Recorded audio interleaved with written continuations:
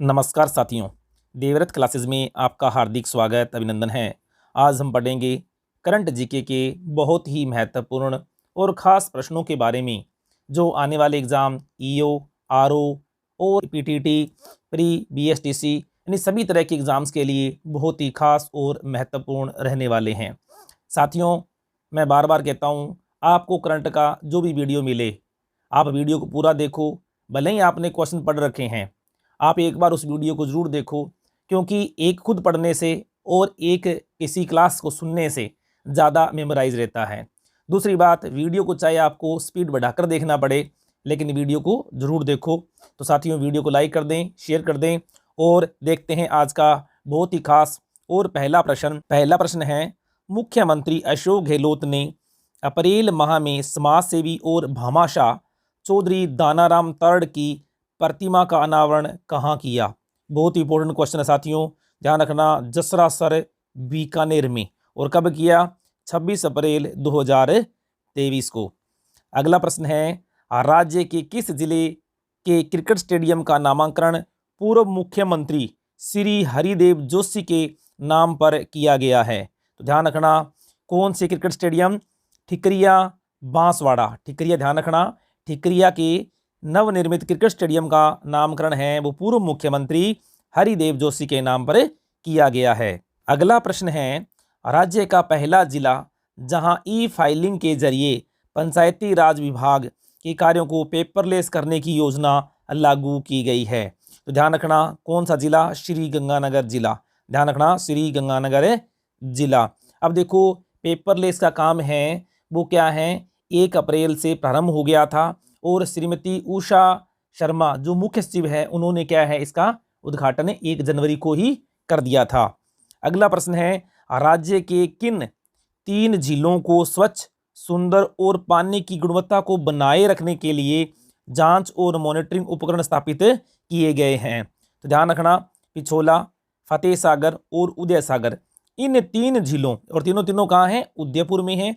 और इन तीनों जिलों को स्वच्छ, सुंदर और पानी की गुणवत्ता बनाए रखने के लिए क्या है, जांच और मॉनिटरिंग उपकरण है यहाँ पर स्थापित किए जा रहे हैं। साथियों, वीडियो बहुत इंपॉर्टेंट रहता है, आप लाइक कर दिया करो, कमेंट कर दिया करो। अगला प्रश्न है, राजस्थान वानिकी एवं जैव विविधता विकास परियोजना के लिए राज्य सरकार ने किस देश की एजेंसी के साथ में MOU पर हस्ताक्षर किए?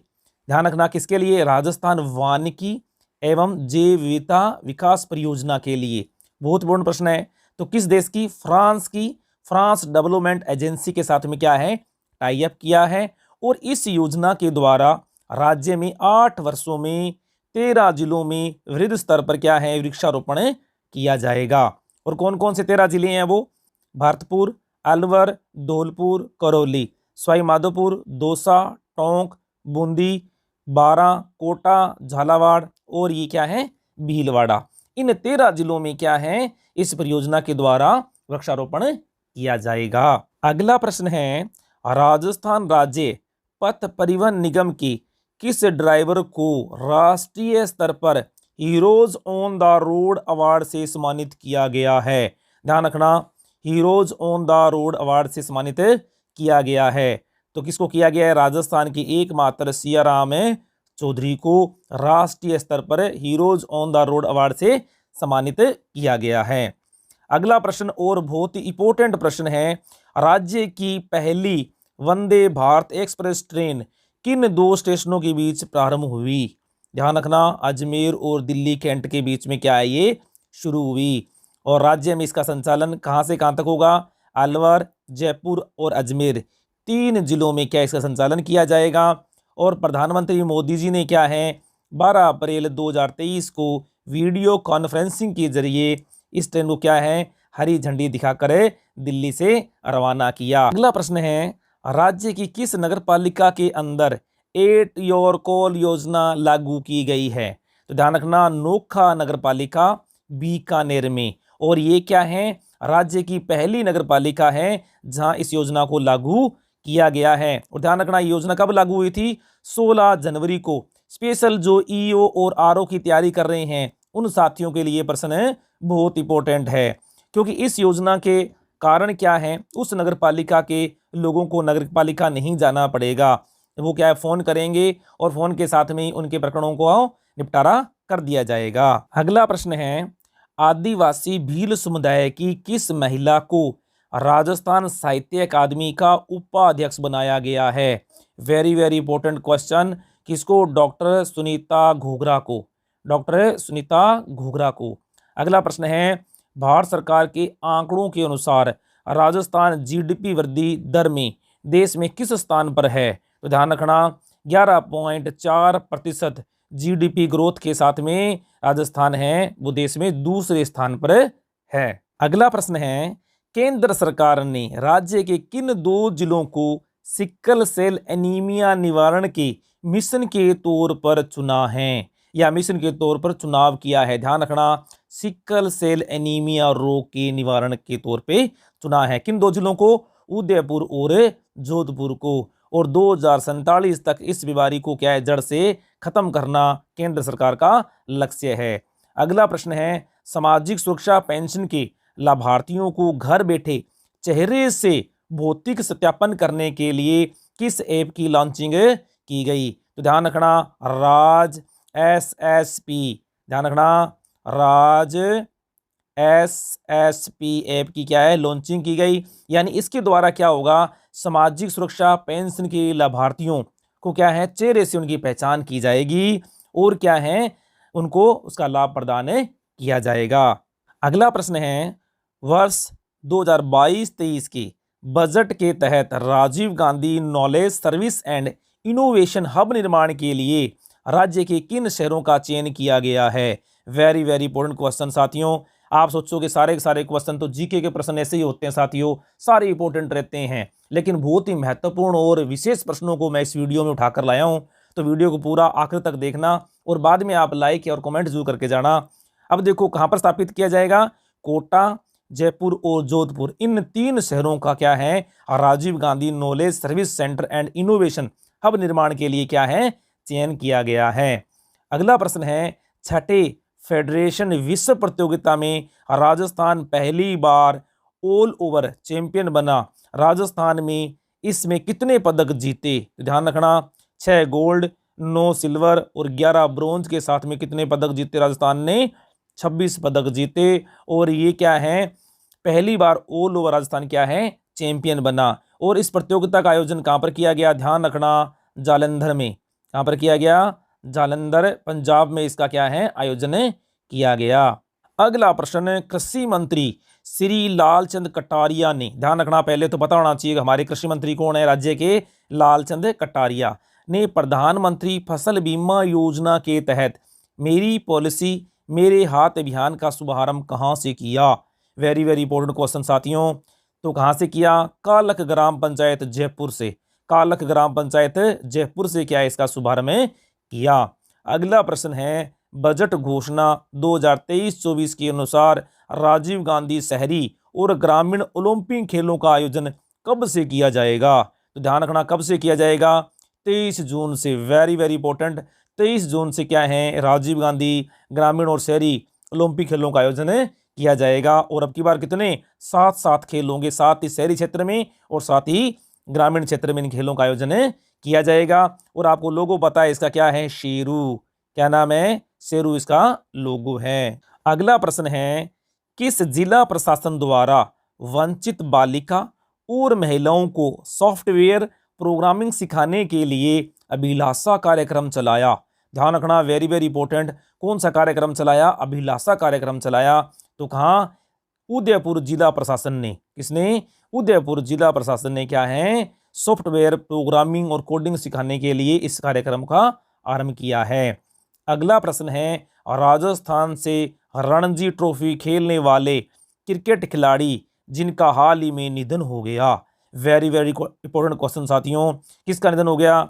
सलीम दुरानी। ध्यान रखना, सलीम दुरानी। राज्य सरकार ने प्रत्येक संभाग पर सलीम दुरानी आवासीय स्पोर्ट्स स्कूल खोलने की घोषणा बजट 2023-24 में की है। सबसे बड़ी बात ये, राजस्थान से इन्होंने रणजी खेली और राज्य सरकार ने हाल ही में क्या किया था 2023-24 में प्रत्येक संभाग पर, ध्यान रखना, प्रत्येक संभाग पर सलीम दुरानी आवासीय स्पोर्ट्स स्कूल खोलने की क्या है घोषणा की। और ये पहले भारतीय क्रिकेटर थे जिन्होंने अर्जुन अवार्ड यानी प्राप्त किया, कब? 1960 में।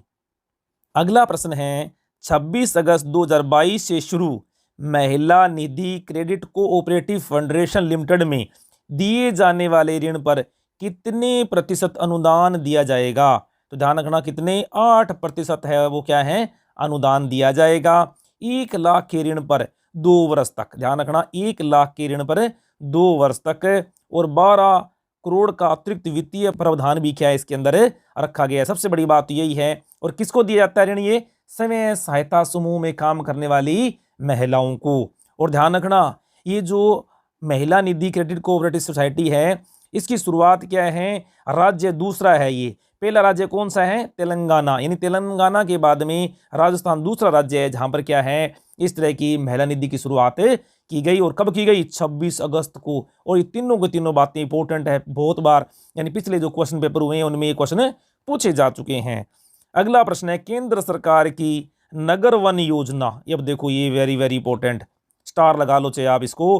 केंद्र सरकार की नगर वन योजना के तहत जयपुर जिले की किन 2 पंचायतों में नगर वन बनाए जाएंगे? तो ध्यान रखना जयपुर के कौन से? खातीपुरा और मुहाना में।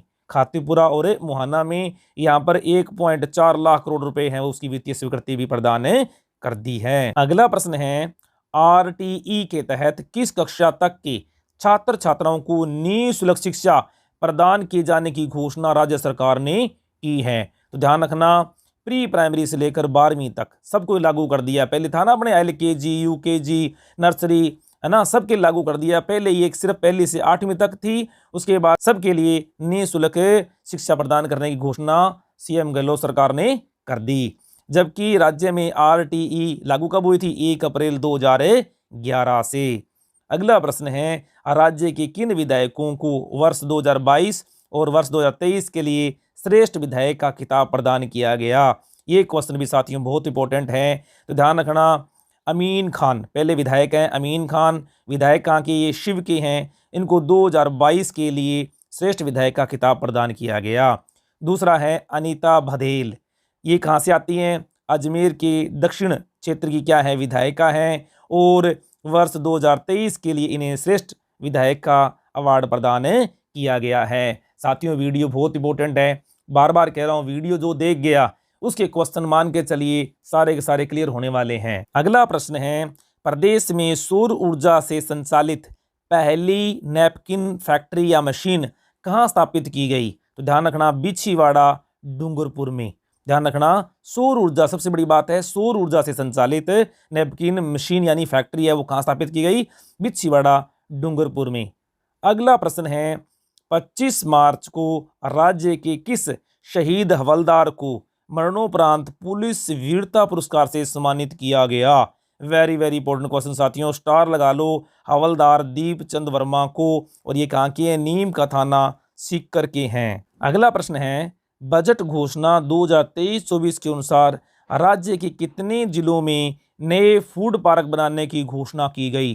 तो ध्यान रखना जैसलमेर व पाली में, जैसलमेर व पाली में क्या है नए फूड पार्क बनाने की घोषणा की गई। अब देखो इससे पहले 4 हैं वो फूड पार्क क्या हैं ऑलरेडी क्या हैं बने हुए हैं, कहाँ पर? कोटा, जोधपुर, श्रीगंगानगर और अलवर में 4 है फूड पार्क पहले संचालित हैं। 2 नए बनाने की घोषणा है राज्य सरकार ने बजट 2023-24 में की, कहाँ? जैसलमेर और पाली में। अगला प्रश्न है राज्य सरकार की घोषणा के अनुसार राज्य के किन जिलों में स्पोर्ट्स स्कूल, ध्यान रखना स्पोर्ट्स स्कूल खोलने प्रस्तावित हैं? तो ध्यान रखना उदयपुर, जोधपुर, चूरू और पाली 4 जिलों में क्या है स्पोर्ट्स स्कूल खोले जाने के लिए क्या है घोषणा कर दी। इससे पहले एकमात्र क्या है बीकानेर में क्या है स्पोर्ट्स स्कूल संचालित है। अगला प्रश्न है राज्य के युवाओं को सेना में भर्ती की तैयारी के लिए आवासीय सुविधा उपलब्ध करवाने के लिए किस जिले में महाराव शेखाजी सशस्त्र बल अकादमी की स्थापना की जाएगी? तो ध्यान रखना सीकर में। ध्यान रखना क्या नाम है? महाराव शेखाजी सशस्त्र बल अकादमी की स्थापना की जाएगी सीकर में। अगला प्रश्न है Skoch governance report 2022, Skoch governance report 2022 में राज्य राष्ट्रीय स्तर पर कौन से स्थान पर रहा? तो ध्यान रखना, गवर्नेंस की बात हो रही है, तो कौन से स्थान पर है? दूसरे स्थान पर रहा। तो साथियों सारे प्रश्न बहुत इंपॉर्टेंट है, बार बार कह रहा हूं, वीडियो को बीच में भी छोड़ के मत जाना, पूरा पढ़ो और लास्ट में कमेंट करके भी जरूर जाना। अगला और बेहद खास प्रश्न है, मुख्यमंत्री अशोक गहलोत ने राज्य बजट 2023-24 को कब प्रस्तुत किया? तो ध्यान रखना, 10 फरवरी 2023 को प्रस्तुत किया। और इस तरह का क्वेश्चन क्या है पूछा जा सकता है, हम ध्यान देते नहीं हैं। थीम क्या थी? बचत, राहत और बढ़त। थीम ध्यान रखना, बचत, राहत और बढ़त। देखो आपको ये लगेगा ये तो बहुत दिन हो गए, लेकिन नहीं, पेपर में उठाने वाले कहीं से भी प्रश्न को उठा सकते हैं। और ध्यान रखना, इस बजट के तहत महंगाई राहत पैकेज के लिए कितना पैकेज जारी किया गया? 19,000 करोड़ रुपए का, 19,000 करोड़ रुपए का क्या है पैकेज जारी किया। किसके लिए? महंगाई राहत के लिए।